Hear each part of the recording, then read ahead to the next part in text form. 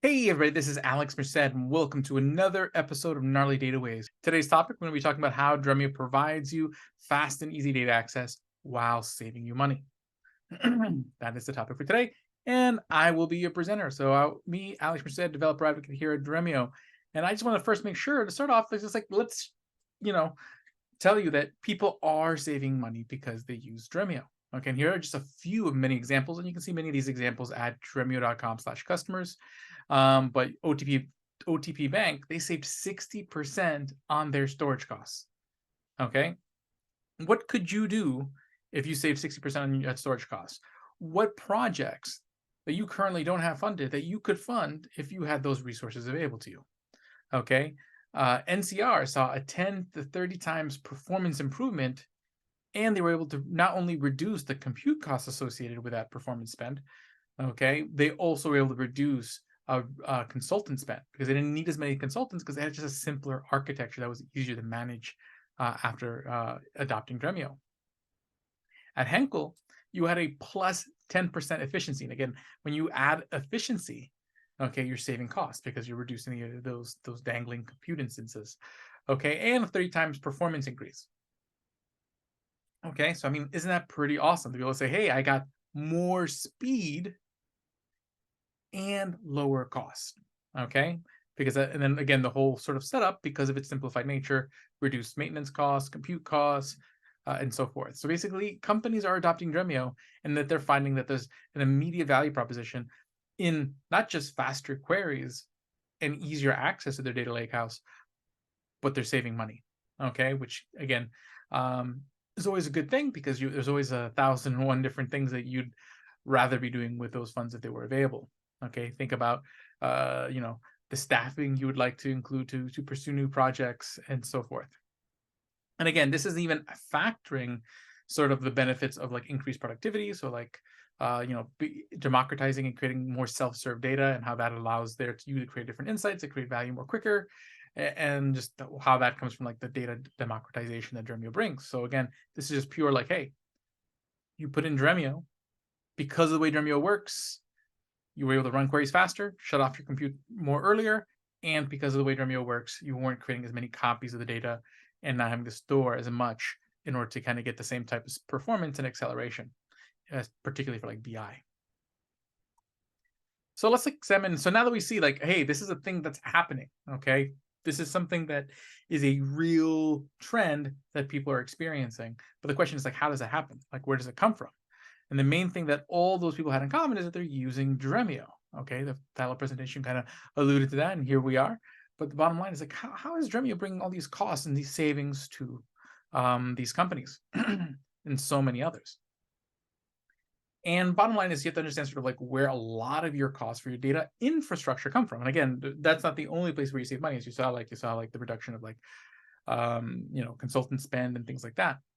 But you have data storage costs because it's sort of in a traditional sort of environment. You're creating copies. First, you're creating a copy from your data sources to your data lake, then a copy from the data in your data lake to your data warehouse, and then you're copying that data into a bunch of different data marts. Okay, and then from that data in the data marts, you might be generating different cubes and extracts in order to speed up different BI dashboards. And then all those pipelines have to kind of happen in sync. Okay, and not only are you spending money for each of those copies, you're paying for the compute for each of those data movements. And on top of it, that extends the time that people have to wait for the data. And the chances that something goes wrong with the data, because the more time you move the data, the more chance that you have one line of code that accidentally changed a column or didn't validate a record correctly or something that goes wrong that just then makes you have to go back and edit like five more pipelines, do some backfilling, do all sorts of fun stuff. And then you have network fees. So the idea here is that particularly with like egress fees, so basically whether you're doing like file requests with S3, every time you're hitting that S3 API, that's going to generate costs. If you're moving data outside of the AWS network, and again, this pretty much applies to any cloud provider, you're paying for those fees. So generally, like you're getting hit with all these different usage fees. So the common thread here is how do you save the money? Is you use less infrastructure. So if you can do the same work with less infrastructure, you're going to save money.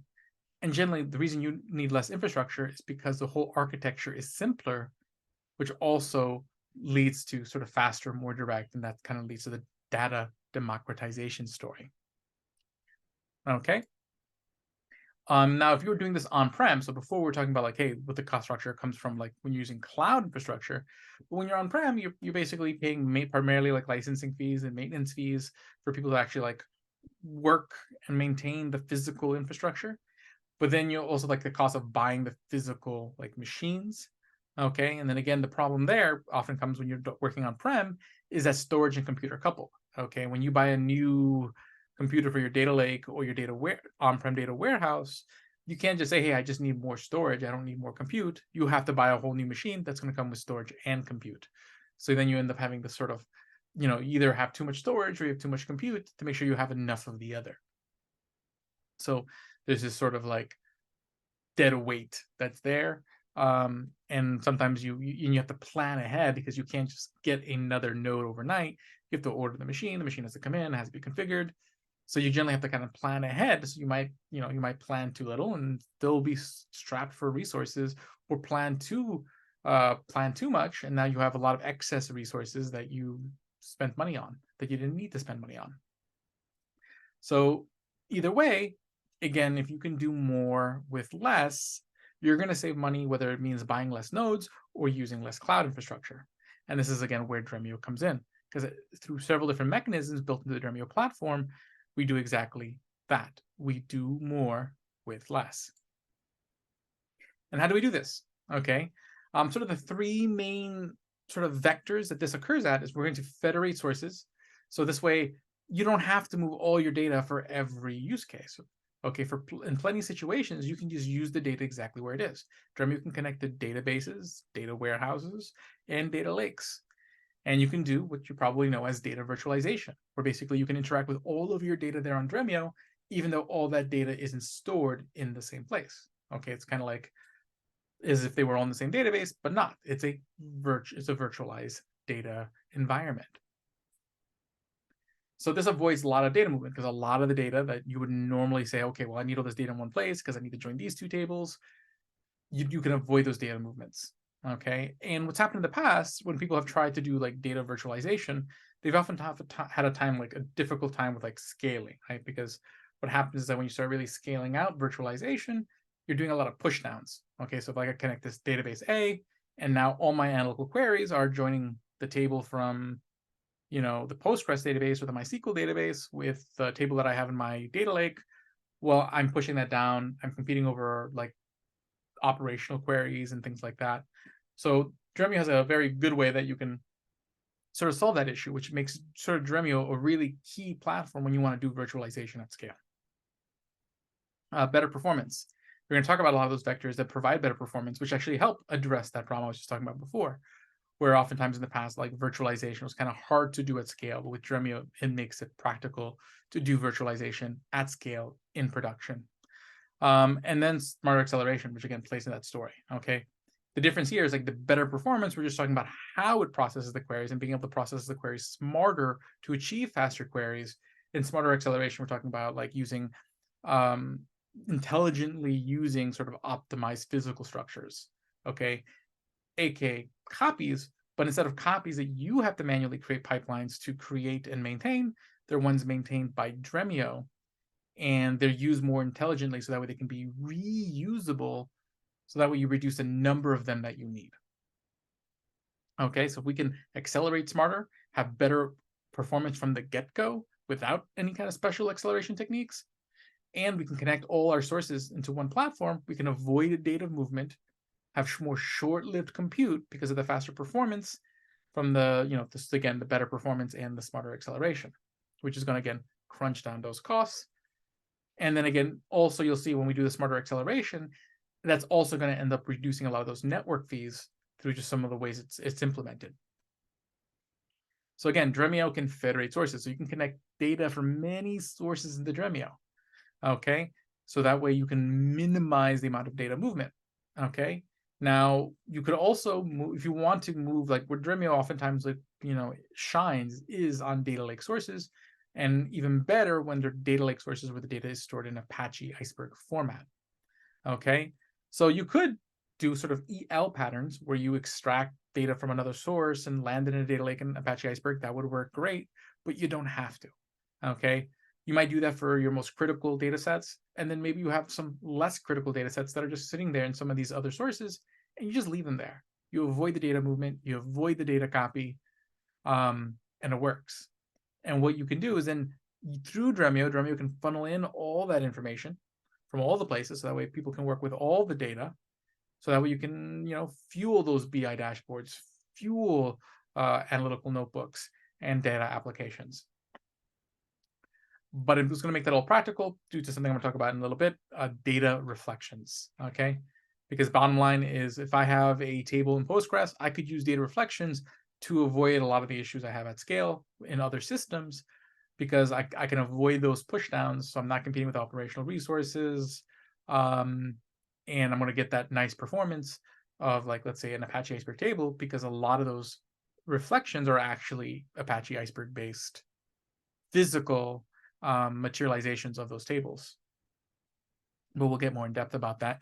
And if you didn't see a few weeks ago, I did a whole episode just on reflections and how they work.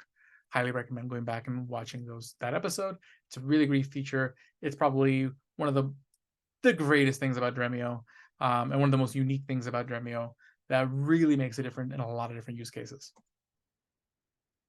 But again, not only can Dremio connect all those sources, because again, being able to virtualize all those sources is great, but you need to be able to do it at scale, which means you need the performance to be able to kind of do all those queries, okay? So things that basically just allows Dremio to be able to, like, execute a query faster. This is before we start introducing acceleration techniques and caching. Okay, we have like a cost-based query optimizer. So it'll find ways to optimize the query when it's parsing the SQL. Okay, this is like a just different levels of this cost-based query optimization. But I mean, part of it is like it'll read the SQL and then reform it into sort of better performing SQL using things like Apache Calcite. But basically, you can smartly execute that SQL in the best pattern possible. Then there's Apache Arrow-based processing. Now, using Apache Arrow, which is an in-memory columnar format. So the idea is, like, how, once you read, like, let's say the Parquet files that have your data, how does that data get represented in memory?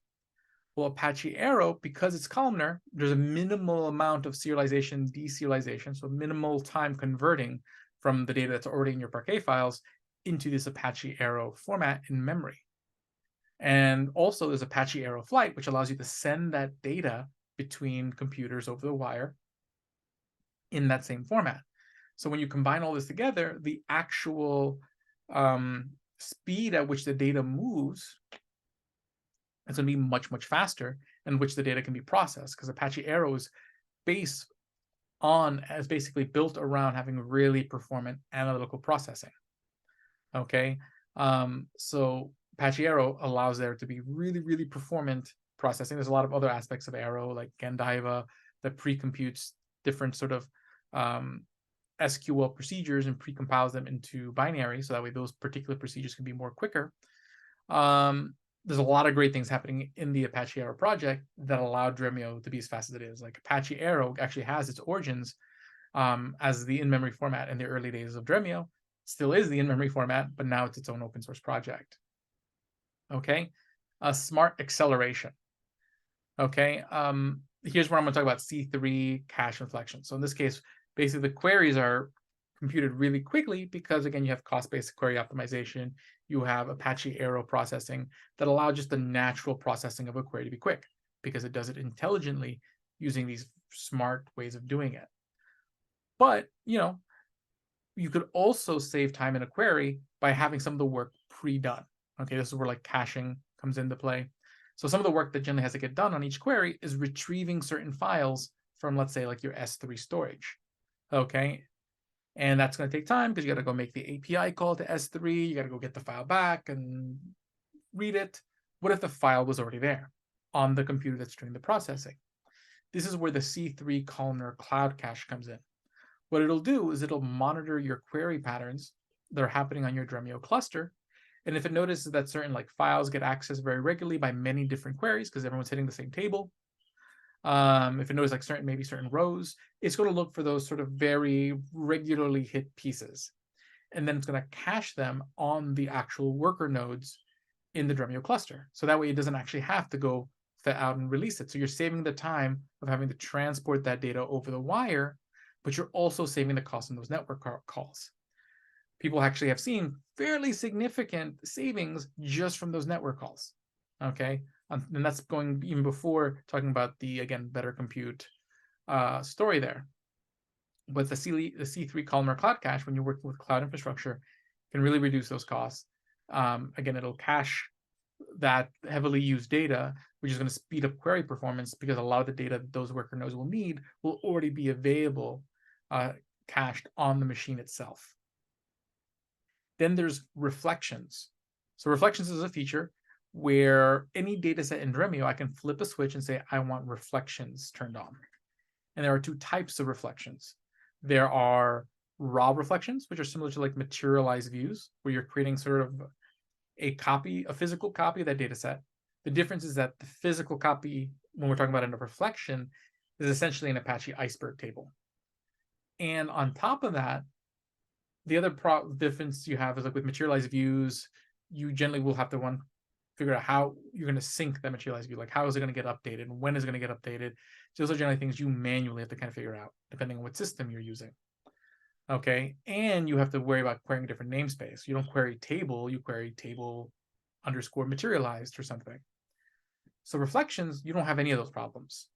Okay, you're going to have to you can just still query the table, and when you query the table, if it notices that reflections were created on it, it'll do a calculation to say, hey, one, are there reflections? And if there are multiple reflections, which one would accelerate the query the best?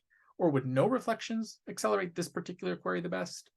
And then execute against sort of the fastest approach. Okay. Those reflections, though, are stored on your data lake. So basically, those are not stored. So it's different than the cache, C3 cache. These are essentially like Apache iceberg tables that Dremio is maintaining under the hood to accelerate your queries. And again, it will substitute that. So like, for example, a good place to use it is when you're doing virtualization. So if I have a MySQL table, I can turn on reflections. Dremio will make sort of an Apache iceberg copy that I don't have to worry about building the ETL pipeline for. Okay, I don't have to build an ETL pipeline to land that MySQL table as an iceberg table, nor do I have to create the pipelines that update it. Dremio handles all of that, and then when people just query the MySQL table, Dremio will substitute the representation that Dremio created to enhance the speed of the query. Other great use cases for reflection or raw reflections are, basically using it for like joined views and accelerating a join. So if I joined a Postgres table and a MySQL table, instead of turning on reflections on the individual tables, I'll turn on reflections on the joined view. Okay, so that way there's a physical materialization of the join result that Dremio maintains.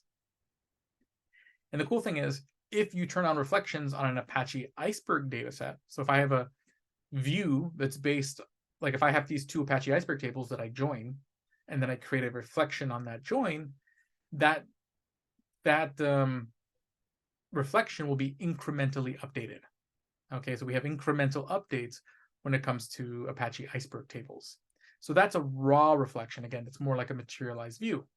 But then there's like aggregate reflections, which are more like BI extracts and cubes. So BI extracts and cubes allow you to sort of pre-compute the data you would need for like BI dashboards, aggregates, like mins, maxes, all this stuff. The problem is, you generally manually create the pipeline to create these BI extracts and cubes. And generally they're static, they can be really big and cause memory issues. And then you actually have to create the pipeline to recreate it, because you're generally going to probably want to keep those older versions, which causes all sorts of fun storage issues.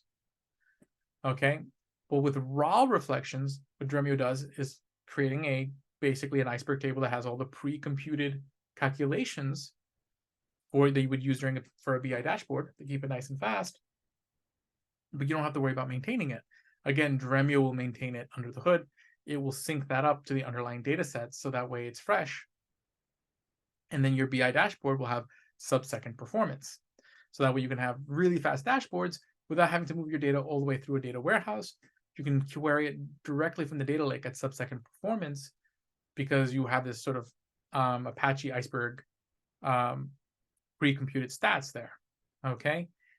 And again, if the original source, so if I had an iceberg table and I turn on aggregate reflections on an iceberg table, again, those updates are going to be even faster, like basically real time, as far as the updating the reflection to the underlying source. Okay. But basically, when you have C3 cache, again, caching that data on the individual nodes and reflections, creating those physical representations to accelerate queries, that's going to really speed up performance and again save you money on it's going to be a lot less storage than you probably if you use the alternative. Like I'd probably end up spending a lot more money if I use materialized views for one reason, because I'm probably going to end up creating more individual materialized views because they're not intelligently swapped. Like one reflection can be swapped out for multiple different queries on multiple data sets depending on the way the data sets relate to each other. Again, I'd recommend watching that episode of Gnarly Data Waves a few weeks ago. But you're also generally with materialized views, you're creating more materialized views, which means more storage, but also oftentimes you end up paying for more full table scans because people forgot to query the other namespace. They still queried the original table because they didn't realize the materialized table was a different name. While with reflections, you don't run into that issue. When they query the table, Dremio knows there's this reflection and uses it. Just makes the whole process easier. Okay, so bottom line is all of this is going to reduce that compute, reduce that storage, the overall storage imprint, the original compute imprint, and the network cost, because again, you're not making as many API calls to access those files that are cached via SC3. Okay, so again, as we mentioned, we have raw reflections. And again, this just shows you how raw reflections kind of work. Okay, you would generally have like a large table, or really any data set, and you turn on data reflections, which creates an Apache Iceberg representation. And then when you submit different queries, and you can actually create multiple reflections. So here we have 3 reflections on the same data set. So we have, and then you can choose the way those reflections are partitioned and sorted. So you can actually have, it's not just a copy of the data set, it can be an optimized copy of the data set. You can actually say, hey, I want this reflection to be partitioned this way and the data sorted this way. And so that way, when the right queries come in, it's going to use the right reflection with the right partitioning and the right sorting that's going to finish that query the fastest. Okay, and again, it'll also use that reflection on any downstream views. So any views based on, so in this case, you see here, like we're creating a reflection on this voters table, but when you scan the green voters table, which is a view on the voters table, you're still going to use a reflection because it knows that, hey, Dremio knows the lineage of the views, and it knows that, hey, voters green is a view on the voters table, and the voters table has a reflection on it. So let's take advantage of that reflection and speed up this query. So you get a lot more bang for your buck. Okay, and again, you have the aggregate reflections, which again are basically pre-computing all those stats into an Apache Iceberg representation to help speed up your BI dashboards. So now when Tableau or Power BI or Superset or any other BI tool that Dremio has an integration with, which is most of them, they say, hey, I want to create a dashboard that shows me all the total voters by state. It's going to go query the table directly to Dremio, but Dremio is going to know, oh, wait, you're querying this table and you're doing an aggregation query? Well, this particular table has an aggregate reflection turned on, so we'll use that instead. And what it'll do is it'll use the pre-computed aggregate reflection to satisfy that query, allowing that response time to your BI dashboard to be sub-second. Okay, and again, the C3 columnar C3 columnar cache, again, having basically you have this little storage on each worker node. So here you have the Dremio coordinator node. So in a Dremio cluster, this is the node that's kind of organizing the job and telling the different individual workers what their part of the work is. But each worker node is going to have this C3 cache, and again, it's caching those individual files to help speed up those queries and again reduce those network calls, which again are going to reduce network costs, reduce compute, reduce storage. But when it's all said and done and you put it all together, you end up in a situation where really you don't have almost any data movement, because again, you can virtualize the data, you can connect all those sources directly to Dremio, okay? Or again, or a mix and match, you could land that data in the data lake, ideally in Apache Iceberg tables, so that way you get the benefit of incremental updates on your reflections. But you can connect all your data sources, which doesn't require you to move any data. Okay, and then that data can then be organized. So instead of having to copy it to a data warehouse where you create a bunch of physical data marts that create physical copies of that data over and over again for each business line, using Dremio semantic layer, you can model that virtual data mart through virtual views or views on the data. So you get the same sort of semantics, and you have the same level of governance as you would with a data warehouse without the extra data copies. Because in this case, there was really no pipeline. You just connected the data to Dremio. You created layers of different views on that data. And then whenever you needed the data to go a little bit faster, you can turn on reflections, like these little rockets main that you turned on reflections on that particular data set. Okay, so for example, let's say, hey, I made this one folder on my Dremio semantic layer for business unit A, which has these 3 tables in it. We joined these 2 tables to create this view. And then we joined this table and this table to create this view. And then we chose to turn on reflections to speed up a dashboard on that particular view. So really, like, what happens is that anytime you would need a dashboard, you can almost automate it. Because most of the times you would normally need a dashboard, either you can use a raw reflection or an aggregate reflection at the flip of a switch, and you're going to get the same process that would have been really painful to put together on your own, done and maintained by Dremio, and generally with a cost savings because of the way sort of Dremio optimizes all these steps within its platform. And again, the data becomes self-serve, okay? Because basically people can curate their own views on the data. The data doesn't have to get moved, although we do support DML operations on Iceberg tables. It just becomes a lot easier process. Okay, again, there's no data movement here. You're just connecting the sources to Dremio. You're going to curate your semantic layer, which can be automated now with the DBT Dremio integration.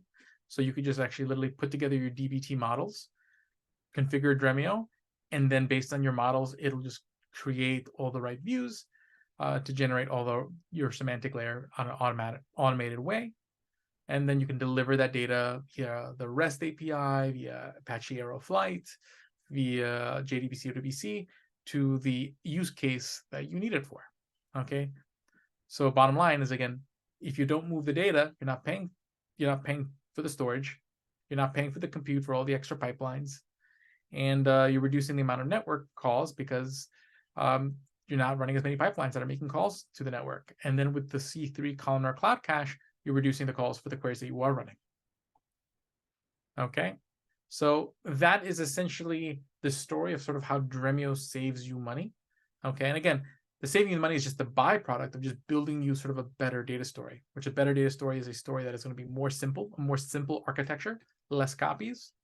It's going to be more performant, so that way you can spin down compute faster. Okay, or you don't need as much compute, so you don't have to go buy more nodes. And overall, again, through efficiency, you save money. Okay, and then on top of it, you're using a platform that creates a very easy interface for your end consumers to get more buy-in. So that way more people want to use your data because they have an easy platform they can have access to all of it with. Okay, that you can easily govern. Okay, and allowing you to get the benefit of what happens when more data is more useful to more people and is fresh. So my name is Alex Merced, but thank you guys for being here for this presentation. I'll see you all later. Have a great day and enjoy.